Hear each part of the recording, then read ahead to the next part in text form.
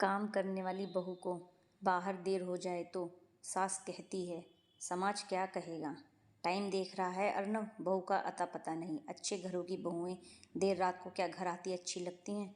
सुलोचना जी का मुंह फुला हुआ था। ठीक है ना माँ, आ जाएगी। आप क्यों परेशान हो रही हैं? जरूर मीटिंग आ गई होगी। कल ऐसे ही मैं भी आते वक्त फंस गया था। क्लाइंट भी इम्पोर्टेंट था। अटेंड करने में 10 बज गए। हो जाता है माँ कभी कभी। अर्नव ने माहौल को शांत करने की कोशिश की। बेटा, तेरी बात अलग है। तू बेटा है, वो बहू है। समाज में 4 बातें बनते देर नहीं लगती है। सुलोचना जी अपना राग अलापती रही। भाग्यवान बहू बेटे के बराबर कमाती है, फिर दोनों की आज़ादी में फ़र्क क्यों?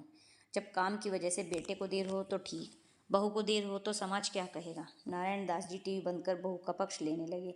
आप अपनी रामायण देखिए, जब देखो बीच में आ जाएंगे बहू के वकील बन के। तुम भी आ जाओ, रामायण देखो, मन को शांति मिलेगी। जब देखो महाभारत के लिए तैयार रहती हो। टीवी देखने का समय कहाँ? महारानी जी आए नहीं आई तो रसोई में जाकर खाना बनाऊं। एक तो इसके किचन में मुझे कुछ मिलता भी नहीं। शाम से घुटनों में तकलीफ भी बढ़ गई है। सुलोचना बेमन रसोई की ओर बढ़ते हुए, भाग्यवान नौकरी वाली होकर भी बहू ने तुम्हें इतना आराम दे दिया कि अब तुम्हें घर के काम करने में भी जोर आता है। नारायण दास जी बुदबुदाए। कुछ कहा क्या? हमारी इतनी मजाल कहाँ बेगम साहिबा। सुलोचना जी नाक मुंह सिकोड़ रसोई में गई। नारायण दास जी बात संभाल टीवी में लग गए। उधर ऑफिस में निधि लैपटॉप और फ़ोन पर लगी, जल्दी जल्दी काम निपटाते हुए। बढ़ता अंधेरा, घड़ी की सुइयाँ, सास के तानों का डर, सब एक साथ दिमाग में घूम रहा।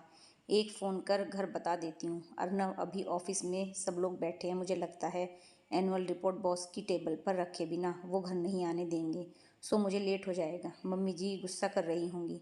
तुम संभाल लेना। खाना तुम्हारे लिए बनाना है या वहीं खाओगी? कमाल करते हो, डेस्क से उठ भी नहीं सकते।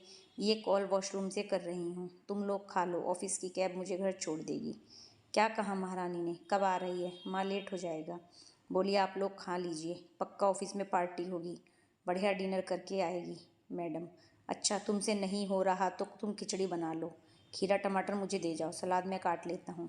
अर्नव, तुम माँ को रसोई में चावल के डिब्बे दिखा दो। भाग्यवान थोड़ी खिचड़ी ज़्यादा बना दे। क्या पता बहू बीच में बात काट कर। अरे ऐसे ही काम थोड़े लेते हैं, साथ में कुछ खाना पीना चलता रहता है। तुम अपना देखो, खाना खाकर दवाई लो और सो जाओ। शुगर वालों को टाइम से खाना सोना चाहिए। दूसरों की चिंता में लगे रहोगे। सुलोचना पति को 2 टूक सुना दी और सलाद के लिए खीरा टमाटर धोकर पकड़ा गई। सबने खाया और सोने चले गए। 10:30 बजे निधि वापस आई। धीरे से ताला खोलकर धीरे दबे पांव अंदर आई। कमरे में अर्नव की नींद न खराब हो, रसोई के सिंक से ही हाथ धो लिए। खाली कुकर देख उसकी आंखें नम हो गई। फ्रिज खोला, दूध भी नहीं था। सासू माँ दही के लिए जमा चुकी थी। थकावट भी चरम सीमा पर थी, कुछ बनाने का मन भी नहीं था। चारों तरफ सन्नाटा, कमरों से खर्राटों की आवाज़ आ रही थी। फ़ोन स्विच ऑफ हो चुका था। इतनी देर से कुछ खाने का ऑर्डर करने का कुछ फ़ायदा नहीं। इतने में माइक्रोवेव के ऑन होने की आवाज़ आई। पीछे देखा तो पापा जी आप अब तक जाग रहे थे। क्या है वो मन में? ओट्स बन रहे हैं। तेरी सास से छुपकर ओट्स पानी मिलाकर चुपचाप रख दिए थे। सोचा तुम आओगी तब ऑन कर दूंगा। तुम जाओ बैठो, मैं प्लेट में लेकर आता हूँ। थैंक्स पापा जी। निधि सोफे पर लेट गई। उसे वहीं आंख लग गई। उठ बेटा, लो खा लो। रखो पापा, कमर में बहुत दर्द हो रहा है। थोड़ी कमर सीधी कर लो फिर खाती हूँ।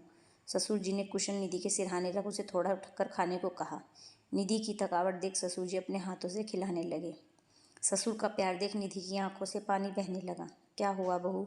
क्या मायके में पापा के हाथ से कभी नहीं खाया जो इतनी भावुक हो गई? नहीं पापा जी, खाली कुकर और मम्मी जी के खराटे सुनकर मन बहुत दुखी हो गया था। कल जब अर्नव लेट आए तो उनके लिए हम तीनों जाग रहे थे। मम्मी जी ने गरम गरम खाना जब तक बेटों को खाता देखा तब जाकर उन्हें चैन की नींद आई। और जब बहू काम से लेट हुई तो उन्होंने खाना खिलाना तो दूर, एक्स्ट्रा बनाना भी ज़रूरी नहीं समझा। पापा, मैं भी मेहनत करती हूँ, कमा कर लाती हूँ, फिर मुझे अर्नव के बराबर सम्मान क्यों नहीं मिलता?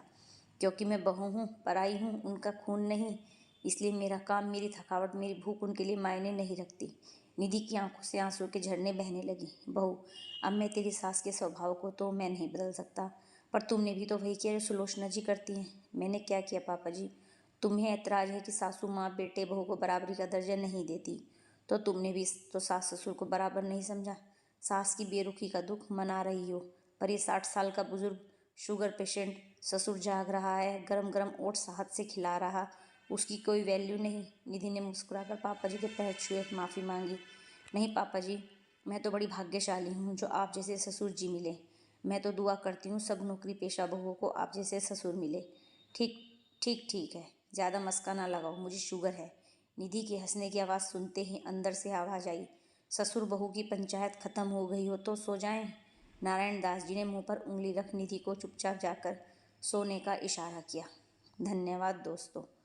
नौकरी पेशा करने वाली औरतें आदमियों जितनी ही मेहनत करती हैं, बराबरी का सम्मान उनका अधिकार है। याद रखिए, काम की थकावट उन्हें इतनी तकलीफ नहीं देती जितना घर वालों का बेरुखापन